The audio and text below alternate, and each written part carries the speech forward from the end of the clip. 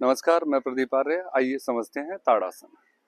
ताड़ासन के बारे में बहुत सारे मिथक फैले हुए हैं कि पैरों का पोस्चर बिल्कुल चिपका हुआ होना चाहिए या क्या कैसे। उन सारी चीजों को इग्नोर करते हुए आज ताड़ासन को बड़े गहरे से समझते हैं, बिल्कुल पेशेंस के साथ। और इसे एजुकेशनल वीडियो के तरह आप इसे ट्रीट कीजिए। आप इसको थोड़ा समय देकर सुनिए। सबसे पहले जो बेस रहता है, आपके खड़े होने में आपके कंधे के बराबर आपके पैरों के खुले होने का बहुत ज्यादा सहयोग होता है। इसका मतलब आप अपनी कमर के बराबर अपने लेग्स ओपन कर लीजिए।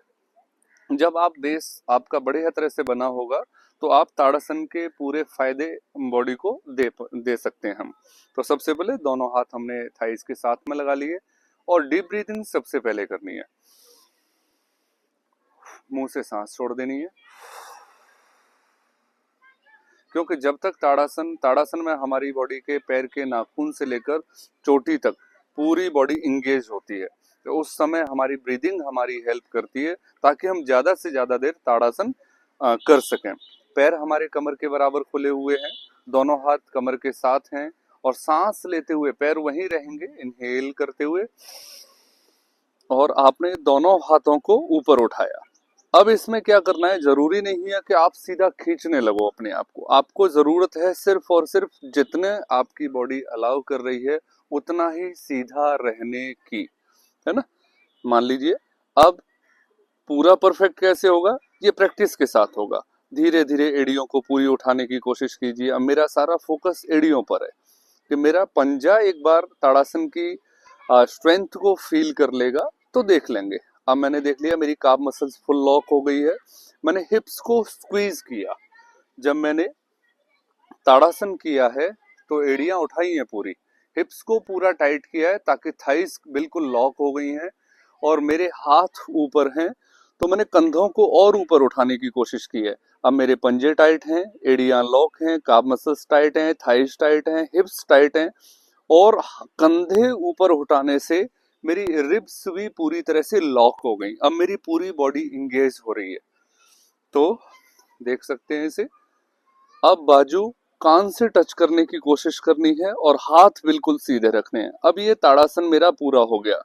एक वृक्ष की तरह मैंने अपने आप को फुल हाइट दे रखी है और सेम उसी तरह से धीमे से नीचे वापस आएंगे।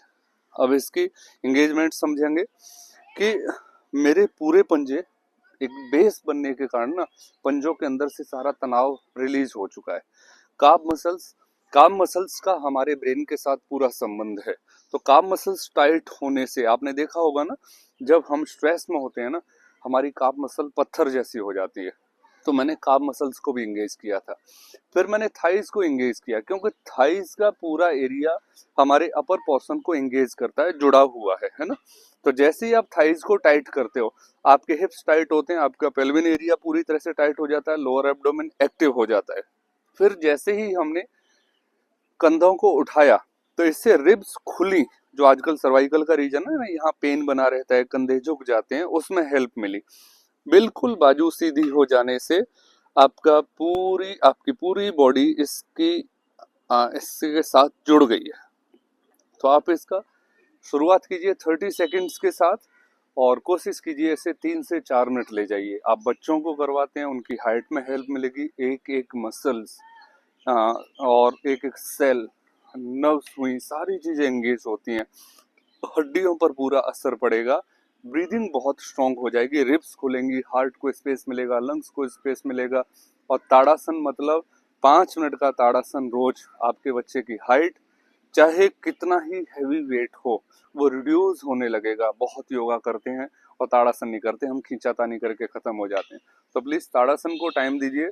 बड़े बूढ़े हैं दीवार के साथ कर सकते हैं, बच्चे हैं वो भी दीवार के साथ प्रैक्टिस कर सकते हैं।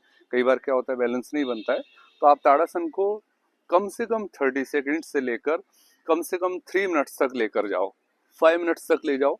आपको प्रॉपर सिर्फ हाइट पर काम करना है तो, और आपके पास सिर्फ 5 से 7 मिनट है। आप ताड़ासन कीजिए, आपको डेफिनेटली फुल असर दिखाई देगा। Thank you.